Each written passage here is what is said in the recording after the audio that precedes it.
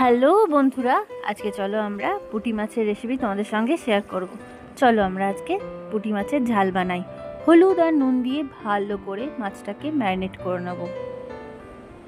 মাছের মধ্যে যেন ভালো করে নুন আর হলুদটা ঢুকে যায়। 10 থেকে 15 মিনিট এরকম রাখবো। তারপরে এই দেখো, এবার এদিকে একটা আমি শিলনোড়া নিয়ে নিচ্ছি। এবারে শিলের মধ্যে আমি এবারে বেটে নেব। এখানে সর্ষে নিয়েছি 2 রকম, কালো সর্ষে আর সাদা সর্ষে, আর একটা কাঁচা লঙ্কা।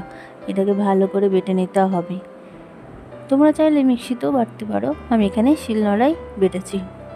অল্প পোস্ত দিতে পারো এর সঙ্গে, আমি পোস্ত দিইনি, খালি সর্ষে দিয়েই করেছি। তারপরে এদিকে কড়াইয়ের মধ্যে তেল নিলাম। তেলটা গরম হয়ে যাওয়ার পরে আমি মাছগুলোকে ছেড়ে দেবো।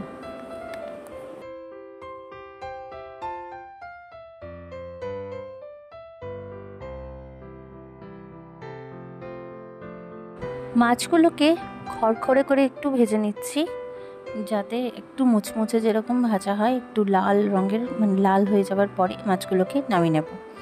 এই ছোট মাছগুলো ভাজা খেতে খুবই ভালো লাগে। কে কে ভাজা খেতে ভালোবাসো অবশ্যই আমাকে কমেন্ট করবে। তারপরে এরকম করে আবার মাছগুলো, মানে সেকেন্ড পার্টগুলো ভেজে নিচ্ছি মাছের। তারপরে এরকম এই মাছের আবার টকও খুব সুন্দর হয় খেতে। আমি একবার রেসিপি এখানে দিয়েছিলাম, তোমরা চাইলে সেই টকের রেসিপিটাও এখানে দেখে নিতে পারো। তারপরে এবার দিচ্ছি তেলের মধ্যে একটু পাঁচফোড়ন দেওয়ার পরে আমি এখানে একটা দিচ্ছি শুকনো লঙ্কা, আর অর্ধেকটা দিয়েছি টমেটোটাকে ভালো করে গলে যাওয়ার মতো আগে ভালো করে কষে নিতে হবে।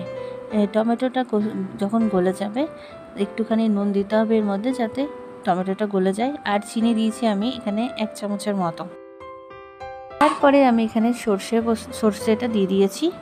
সর্ষেটা দিয়ে পরে আবার একটুখানি এটাকে ভালো করে নেড়ে নিতে হবে। ভালো করে নাড়ার পরে আবার একটুখানি কষিয়ে নেব, যতক্ষণ না এটা থেকে একটু তেল ছাড়ছে।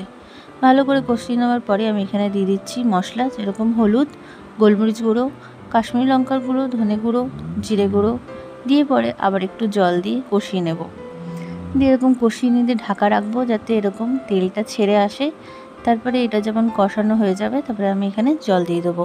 আমি এটা একটু পাতলাই বানাচ্ছি, এরকম পাতলা ঝোল খেতে খুবই ভালো লাগে ভাতের সঙ্গে। এবারে এরকম দিয়ে দিলাম মাছগুলোকে, ছোটো মাছগুলোকে দিয়ে পুঁটি মাছগুলোকে দিয়ে আবার একটুখানি নাড়াচাড়া করে নেবো। দিয়ে নাড়াচাড়া করে আবার একটু ঢাকা দিয়ে রাখবো 10 থেকে 15 মিনিট।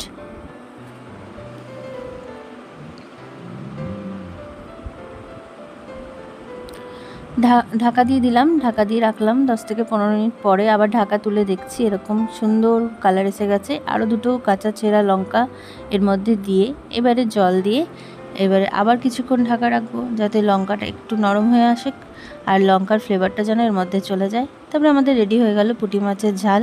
ভালো লাগলে লাইক করো।